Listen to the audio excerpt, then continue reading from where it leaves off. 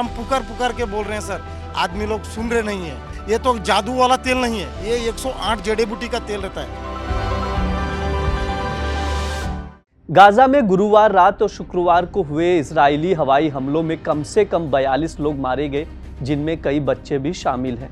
अस्पतालों और आपातकालीन सेवाओं से मिली जानकारी के अनुसार ये हमले मध्य गाजा के नुसेरात, जवेदा, मघाजी और जैसे अलग अलग जगहों पर हुए हैं, जहां 1 दर्जन से अधिक महिलाएं और बच्चे अपनी जान गंवा चुके हैं।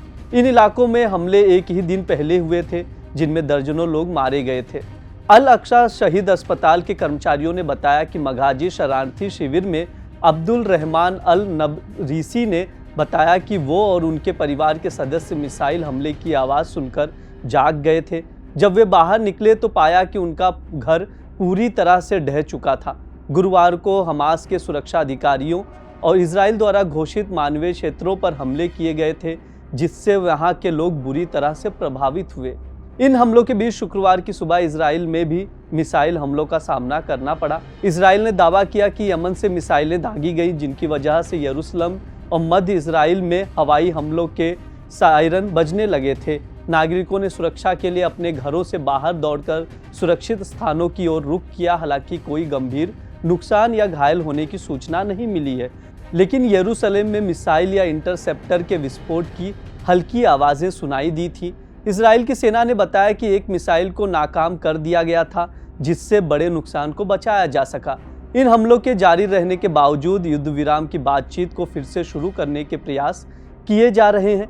इजराइल के प्रधानमंत्री बेंजामिन नेतन्याहू के कार्यालय ने बताया कि उन्होंने मोसाद, शिन बेट और सेना के प्रतिनिधिमंडल को लेकर कतर में होने वाली वार्ता के लिए अधिकृत किया गया है। इन वार्ताओं का उद्देश्य संघर्ष को समाप्त करना और दोनों पक्षों के बीच शांति बहाल करना है। हालांकि अमेरिकी नेतृत्व में चल रही वार्ता पिछले 15 महीनों में कई बार स्थगित हो चुकी है। यह युद्ध विराम तब शुरू हुआ जब पहली बार हमास के आतंकवादियों ने 7 अक्टूबर 2023 को इसराइल पर हमला किया। हमले में लगभग 1200 लोग मारे गए, जिनमें अधिकांश नागरिक थे। इसके अलावा लगभग 250 लोग घायल भी हुए थे, जिनमें से लगभग 100 लोग अभी भी गाजा में बंधक बनाए गए हैं। इनमें से कम 1/3 की मौत हो चुकी है और होने की संभावना जताई जा रही है। इस संघर्ष ने न केवल गाजा और इजराइल में तबाही मचाई, बल्कि पूरे मध्य पूर्व क्षेत्र को अशांति और हिंसा की चपेट में ला दिया।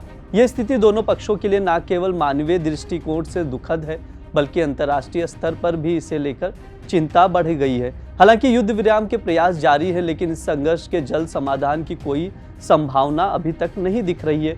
दोनों पक्षों के लिए यह स्थिति अत्यंत जटिल है और इसके समाधान के लिए अंतर्राष्ट्रीय समुदाय की ओर से निरंतर दबाव और बातचीत की आवश्यकता है।